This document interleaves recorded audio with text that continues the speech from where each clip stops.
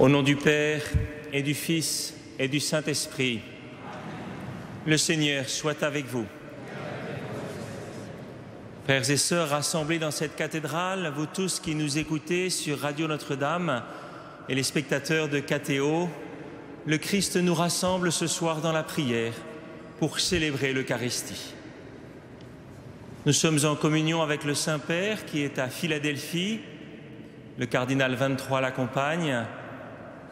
Il va célébrer la messe conclusive du rassemblement des familles à Philadelphie dans quelques heures, qui sera le point terminal de ce voyage historique du Saint-Père à Cuba et aux États-Unis.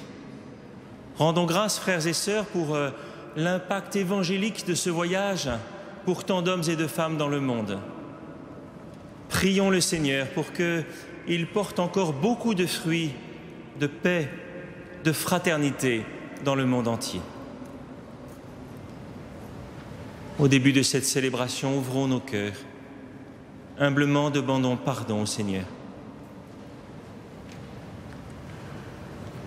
Je confesse à Dieu Tout-Puissant. Je reconnais devant mes frères que j'ai péché, en pensée, en parole, par action et par omission. Oui, j'ai vraiment péché. C'est pourquoi je supplie la Vierge Marie, les anges et tous les saints, et vous aussi, mes frères, de prier pour moi, le Seigneur notre Dieu. Que Dieu Tout-Puissant nous fasse miséricorde, qu'il nous pardonne nos péchés et nous conduise à la vie éternelle.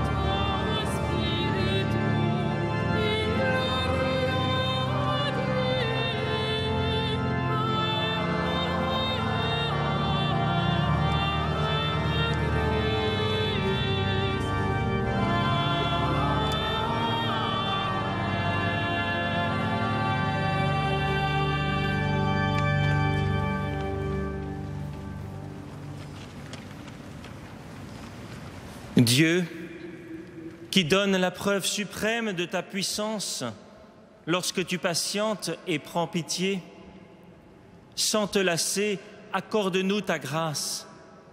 En nous hâtant vers les biens que tu promets, nous parviendrons au bonheur du ciel. Par Jésus-Christ, ton Fils, notre Seigneur et notre Dieu, qui règne avec toi et le Saint-Esprit maintenant et pour les siècles des siècles.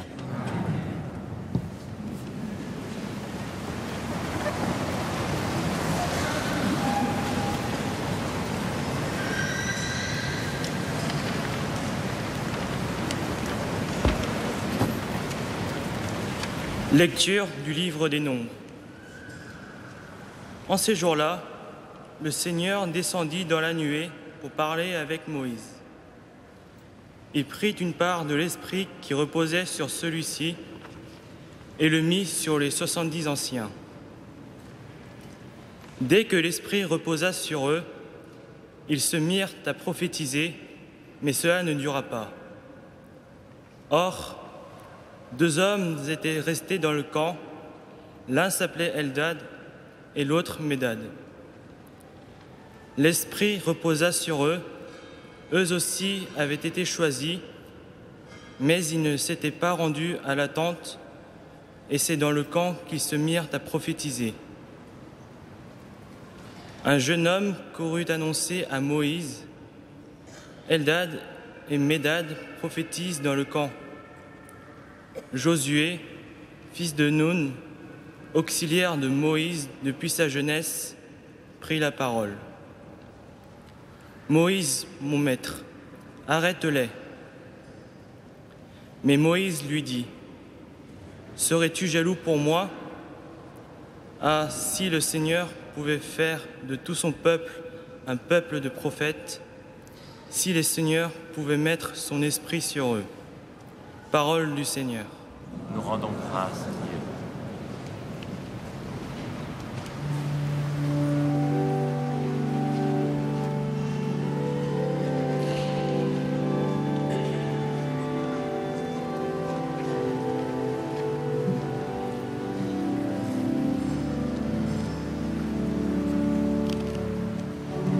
La loi du Seigneur est joie pour le cœur.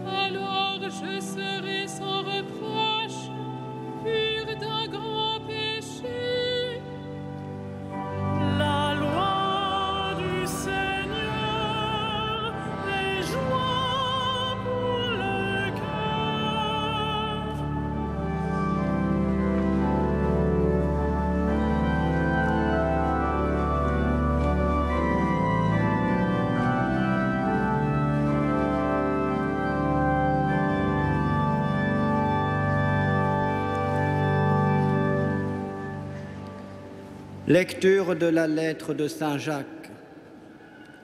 Vous autres, maintenant les riches, pleurez, lamentez-vous sur les malheurs qui vous attendent.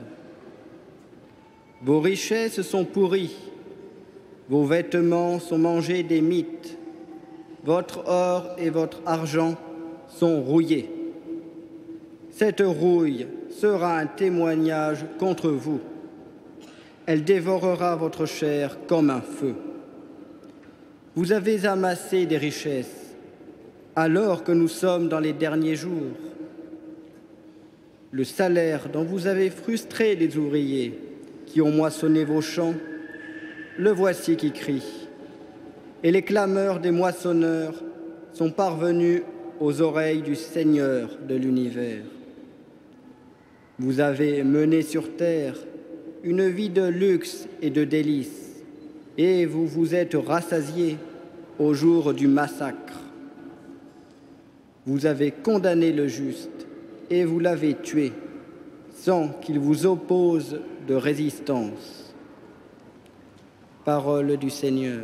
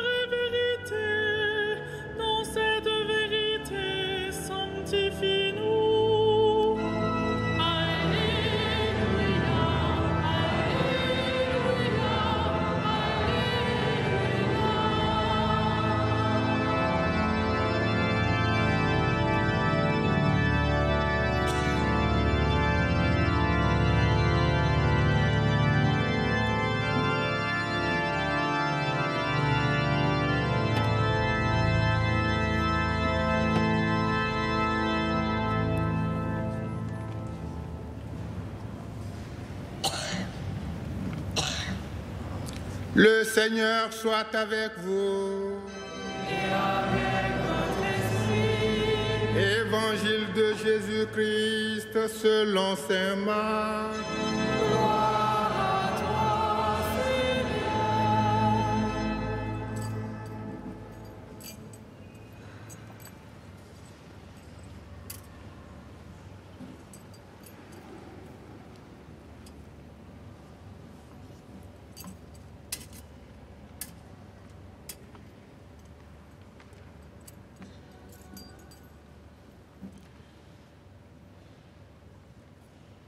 En ce temps-là, Jean, l'un des 12, disait à Jésus, « Maître, nous avons vu quelqu'un expulser les démons en ton nom. Nous l'en avons empêché, car il n'est pas de ceux qui nous suivent. » Jésus répondit, « Ne l'en empêchez pas, car celui qui fait un miracle en mon nom ne peut pas, aussitôt après, mal parler de moi. Celui qui n'est pas contre nous est pour nous. Et celui qui vous donnera un verre d'eau au nom de votre appartenance au Christ, Amen, je vous le dis, il ne restera pas sans récompense. Celui qui est un scandale, une occasion de chute, pour un seul de ces petits qui croient en moi, mieux vaudrait pour lui qu'on lui attache au cou une de ces meules que tournent les ânes et qu'on le jette à la mer. Et si ta main est pour toi une occasion de chute, coupe-la. Mieux vaut pour toi entrer manchot dans la vie éternelle que de t'en aller dans la géhenne avec tes deux mains, là où le feu ne s'éteint pas. Si ton pied est pour toi une occasion de chute, coupe-le. Mieux vaut pour toi entrer estropié dans la vie éternelle que de t'en aller dans la géhenne avec tes deux pieds. Si ton œil est pour toi une occasion de chute, arrache-le. Mieux vaut pour toi entrer borgne dans le royaume des cieux de Dieu que de t'en aller dans la géhenne avec les deux yeux, là où le ver ne meurt pas et où le feu ne s'éteint pas. Acclamons la parole de Dieu. Louange à toi, Seigneur Jésus.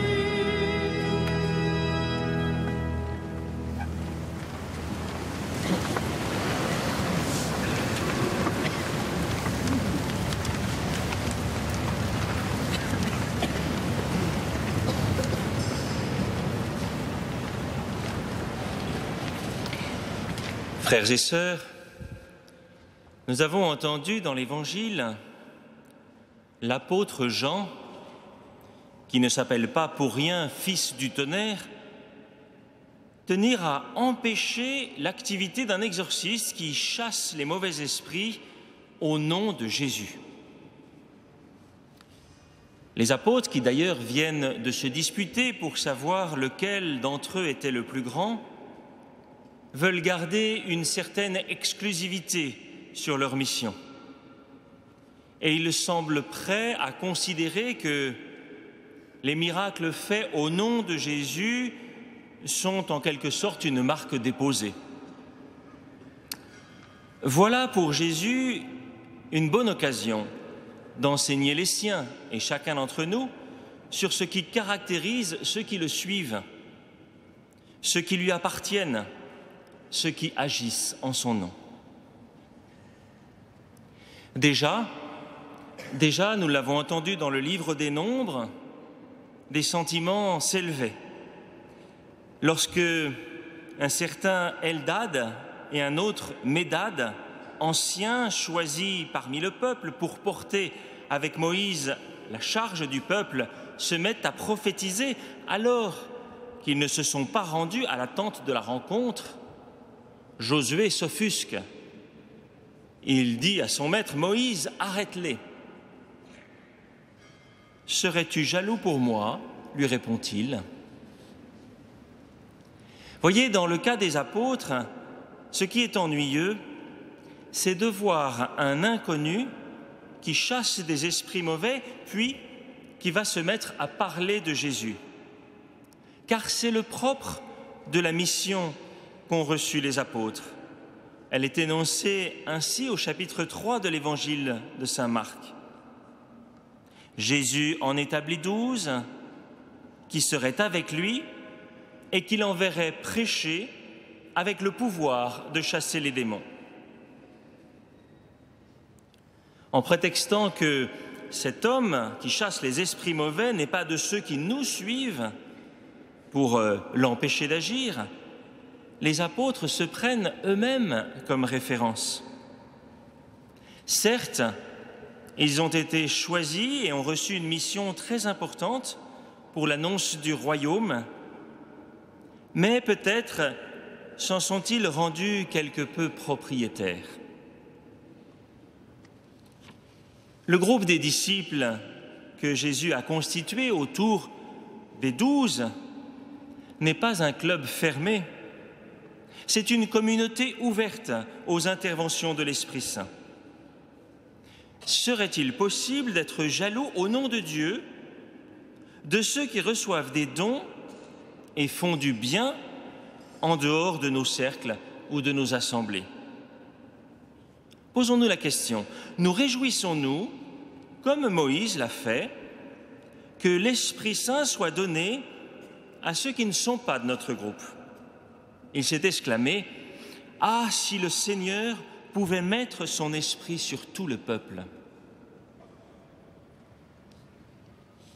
Jésus fait réfléchir les siens sur ce que peut signifier de recevoir un verre d'eau au nom de son appartenance au Christ. Alors posons-nous la question, pour nous, que veut dire appartenir au Christ? Qu'est-ce que cela signifie vraiment pour nous? D'abord, Jésus nous fait comprendre que si on lui appartient, on va recevoir des bienfaits en son nom. Alors non pas pour nous-mêmes ou pour nos mérites, mais en raison de notre appartenance au Christ. Et à ce moment-là, nous devenons des médiateurs d'une rencontre de la personne qui vient vers nous avec le Seigneur. Voyez, celui qui appartient au Christ reçoit une part de son esprit, exactement comme les 70 anciens, avec Moïse, ont reçu une part de son esprit. Le disciple n'est pas le membre d'un parti, d'un club. Il n'est pas celui qui aurait réussi un concours d'entrée, assimilé une pensée, une culture ou une mentalité. Il est entré dans une relation vivante avec la personne du Christ. Oui, comme l'homme qui expulse le mal et puis parle de Jésus, le disciple, c'est celui qui agit au nom de Jésus. Le disciple, il a reçu une puissance de résurrection. Alors, frères et sœurs, retrouvons la joie d'être disciples, cette joie d'être animés, d'être choisis par le Christ ressuscité qui vit et qui agit en nous et par nous. Demandons-nous, quel usage faisons-nous de cette puissance de résurrection qui nous est donnée?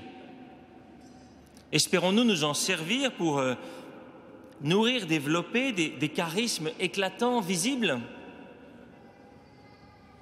Peut-être sommes-nous en premier lieu conviés à une œuvre de résurrection qui est intérieure, à un combat personnel contre la mort et le péché. Le Seigneur nous invite, nous l'avons entendu dans l'Évangile, à amputer les membres nécrosés. Il nous demande de retrancher dans notre vie les dimensions mortifères, aliénantes, dominatrices, tout ce qui conduit à la mort. Couper une main qui se ferme, qui repousse l'autre à tort, qui possède jalousement ce qui devrait être partagé. Amputer le pied, symbole de liberté, qui, lorsqu'il avance sur des chemins de perdition ou d'esclavage. Arracher l'œil, qui ne voit plus que son propre intérêt, qui critique pour dominer, qui ne voit plus le frère en détresse. Voyez, tout cela, ce sont des actes salutaires, des actes contre le processus de mort qui agit en nous, des actes qui vont vers la résurrection. La puissance de résurrection revitalise le corps amputé de celui qui appartient au Christ. Elle le rétablit dans une humanité renouvelée. Sachant cela, écoutons ces mots durs de saint Jacques dans la deuxième lecture. Vos richesses sont pourries, votre or et votre argent sont rouillés. Alors l'image est parlante. Mais déjà matériellement, voyez, l'or et l'argent sont des métaux qui ne rouillent pas. Et puis les valeurs, si elles sont foncières ou immobilières, elles ne pourrissent pas. C'est que l'apôtre ne condamne pas les biens créés comme tels. Il condamne leur usage par ceux qui les amassent dans l'injustice et qui les gaspillent sans charité. Voyez, la condamnation, elle porte sur une certaine manière de posséder ces biens. Alors oui, à cela, l'apôtre dit que c'est leur humanité qui pourrit, c'est leur cœur qui rouille. Malheur à eux s'ils ne se convertissent pour ressusciter. Par la puissance de la résurrection qui m'est donnée, je trouve la force de commencer une vie nouvelle. Je croyais, en me convertissant, devoir perdre en confort, en réputation, en bien-être, en réussite humaine. Et en le faisant, je trouve ce qu'au fond je cherchais, sans pouvoir le nommer. J'ai tranché, certes, mais je n'ai rien perdu. Tout m'est redonné en grâce. En moi, la source de vie est plus vraie. Le regard devient plus éclairé et la conduite plus droite. Frères et sœurs, une puissance de résurrection nous est donnée. Elle est déposée en chaque baptisé. Elle est là présente dans chaque communauté croyante. C'est une source de vie jaillissante. Elle est là. Elle est là pour nous transformer, pour nous donner le courage de nous convertir. Et puis, en faisant cela, beaucoup pourront y puiser la vie. Ils pourront être guidés par notre témoignage, par le témoignage d'une communauté qui appartient réellement au Christ. Amen.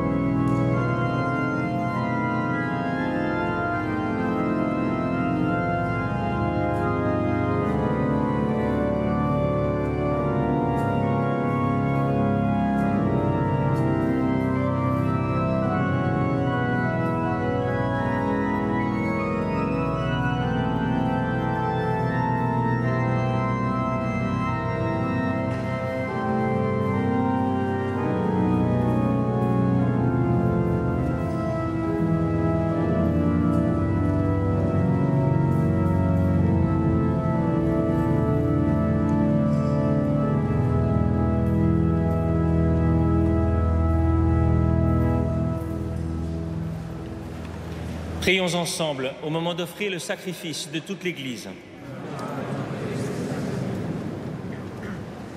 Dieu de miséricorde, accepte notre offrande, qu'elle ouvre largement pour nous la source de toute bénédiction, par Jésus le Christ, notre Seigneur. Le Seigneur soit avec vous. Et avec votre esprit, Élevons notre cœur. nous les tournons vers le Seigneur. Rendons grâce au Seigneur notre Dieu.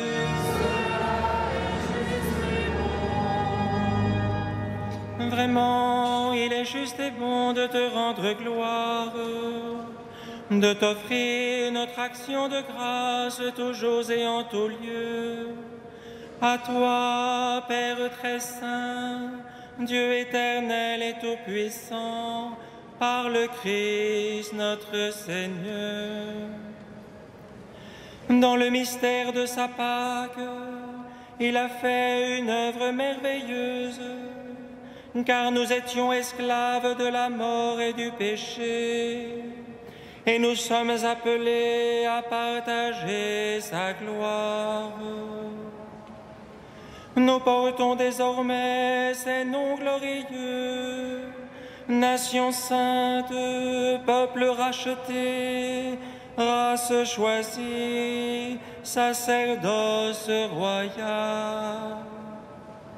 Nous pouvons annoncer au monde les merveilles que tu as accomplies, toi qui nous as fait passer des ténèbres à ton admirable lumière. C'est pourquoi, avec les anges et tous les saints, nous proclamons ta gloire en chantant d'une seule voix.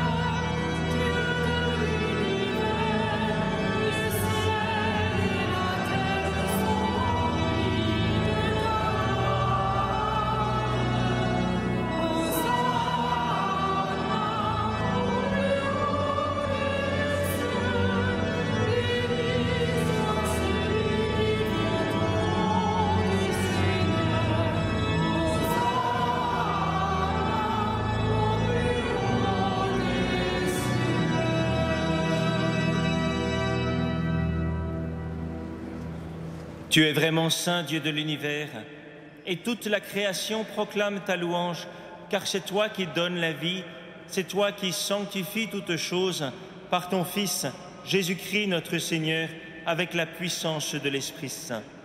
Et tu ne cesses de rassembler ton peuple, afin qu'il te présente partout dans le monde une offrande pure. C'est pourquoi nous voici rassemblés devant toi, et dans la communion de toute l'Église, en ce premier jour de la semaine, nous célébrons le jour où le Christ est ressuscité d'entre les morts. Par lui que tu as élevé à ta droite, Dieu Tout-Puissant, nous te supplions de consacrer toi-même les offrandes que nous apportons. Sanctifie-les par ton Esprit, pour qu'elles deviennent le corps et le sang de ton Fils, Jésus-Christ notre Seigneur, qui nous a dit de célébrer ce mystère. La nuit même où il fut livré, il prit le pain. En te rendant grâce, il le bénit, il le rompit et le donna à ses disciples en disant : « Prenez et mangez-en tous, ceci est mon corps livré pour vous. »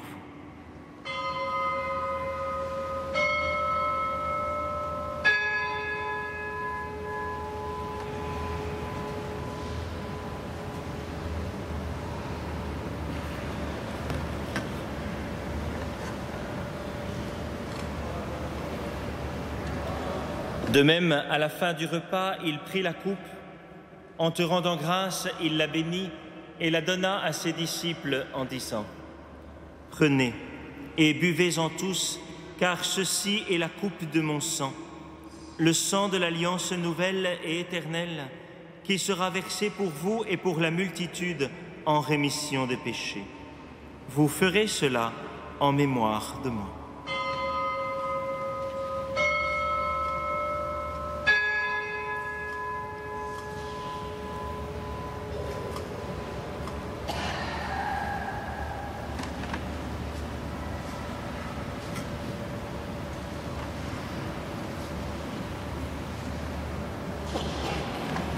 Il est grand le mystère de la foi. Nous proclamons ta mort, Seigneur Jésus. Nous célébrons ta résurrection. Nous attendons ta venue dans la gloire.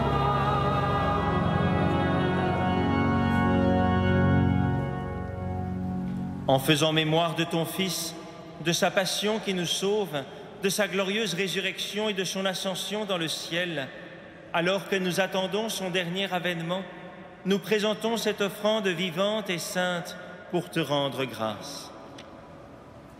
Regarde, Seigneur, le sacrifice de ton Église et daigne y reconnaître celui de ton Fils qui nous a rétablis dans ton alliance.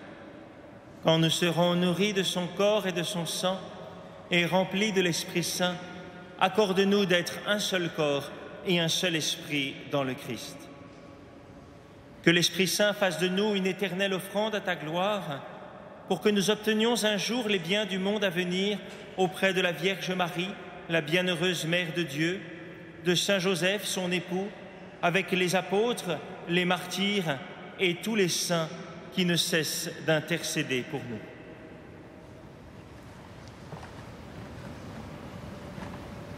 Et maintenant, nous te supplions, Seigneur, par le sacrifice qui nous réconcilie avec toi, étends au monde entier le salut et la paix. Affermis la foi et la charité de ton Église au long de son chemin sur la terre. Veille sur ton serviteur, notre pape François, et notre archevêque André, l'ensemble des évêques, Monseigneur Denis Zachier, qui préside cette Eucharistie, les prêtres, les diacres et tout le peuple des rachetés. Écoute les prières de ta famille assemblée devant toi et ramène à toi, Père très aimant, tous tes enfants dispersés.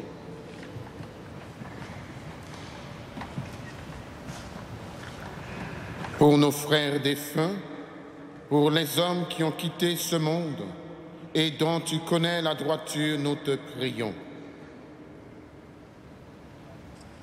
Reçois-les dans ton royaume, où nous espérons être comblés de ta gloire, tous ensemble et pour l'éternité, par le Christ notre Seigneur, par qui tu donnes au monde toute grâce et tout bien.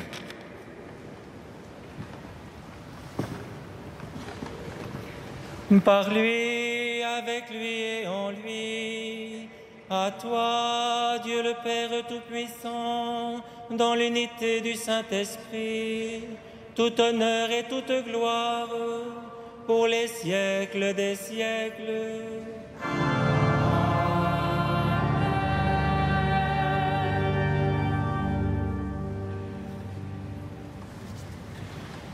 Unis dans un même esprit qui fait de nous des membres du Christ, nous disons: Notre Père qui es aux cieux, que ton nom soit sanctifié, que ton règne vienne, que ta volonté soit faite sur la terre comme au ciel.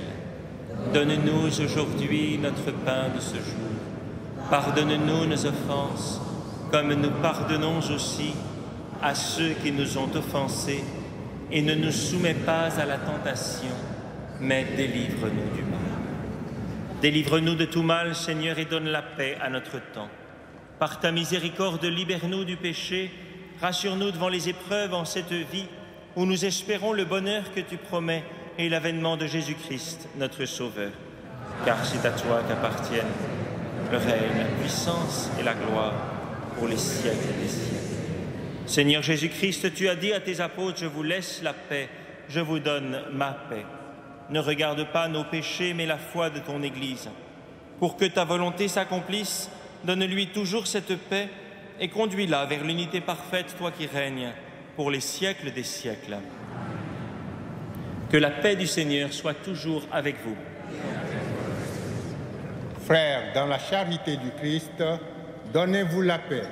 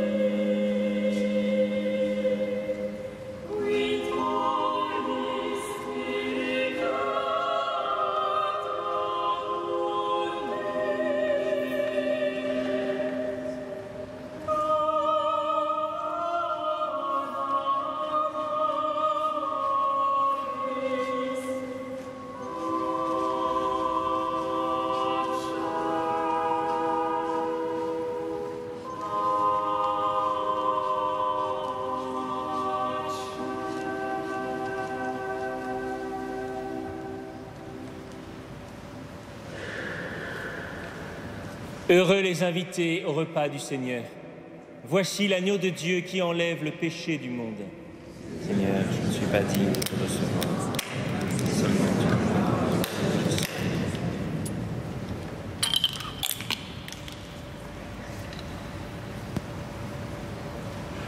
Amen.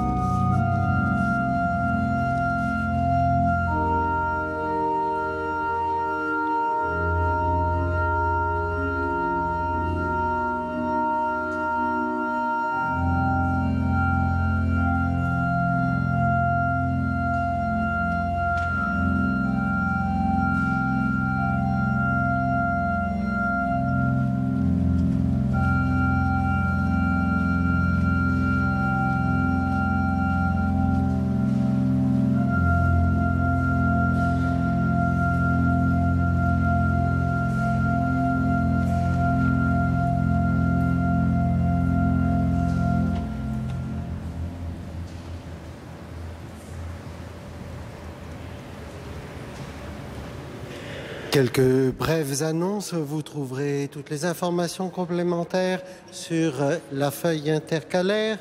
Vous êtes invités à conserver par devers vous. 3 annonces cependant, elles concernent cette cathédrale, elles concernent le diocèse, elles concernent enfin l'Église universelle. Pour cette cathédrale, la vénération de la couronne d'épines, le vendredi 2 octobre à 15 h, comme chaque premier vendredi du mois. Touchant notre diocèse, le samedi 3 octobre à 10 h, en cette cathédrale Notre-Dame, seront ordonnés 7 diacres. Merci de votre prière et merci aussi de noter que les messes de 8 h, 9 h et midi ne seront pas célébrées cette matinée. Enfin, plus largement, pour l'Église universelle et l'ensemble de l'univers, nous recommandons à votre prière le synode sur la famille à Rome qui se tiendra du 4 au 25 octobre et auquel notre archevêque participera activement.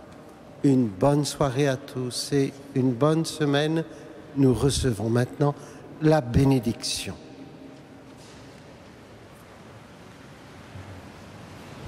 Unissons nos prières. Que cette Eucharistie, Seigneur, renouvelle nos esprits et nos corps et nous donne part à l'héritage glorieux de celui qui nous unit à son sacrifice lorsque nous proclamons sa mort. Lui qui règne pour les siècles des siècles. Amen. Le Seigneur soit avec vous et que Dieu Tout-Puissant vous bénisse, le Père, le Fils et le Saint-Esprit. Allez dans la paix du Christ.